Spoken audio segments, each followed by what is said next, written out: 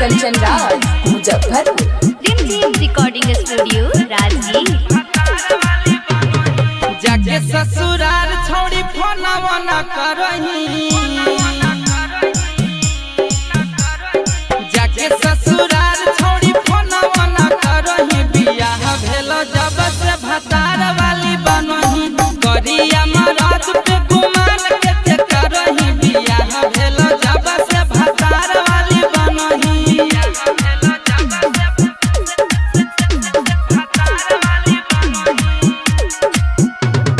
DJ Kanchan Raj Muzaffarpur.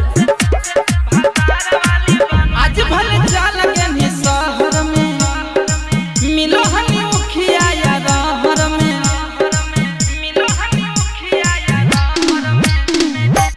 आज भले चल गए शहर में, मिलो हनी उखिया या रहर में। केनी तू भुलाई छोड़िया भी न भरही, केनी तू भुलाई छोड़िया भी न भरही। बियाह भेल जब से भतार वाली बनही, करिया मरद पे गुमान के करही। बियाह भेल जब से भतार वाली बनही।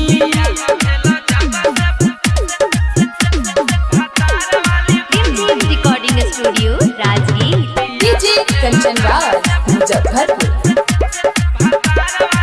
घास गढ़े आबो हनी गेहूं में, काम करबाबो हनी ओहू में, काम करबाबो हनी ओहू में। घास गढ़े आबो हनी गेहूं में, काम करबाबो हनी ओहू में। यारा बाबा रोना वाले अब नहीं कनही, यारा बाबा रोना वाले अब नहीं कनही। बियाह भेल जब से भता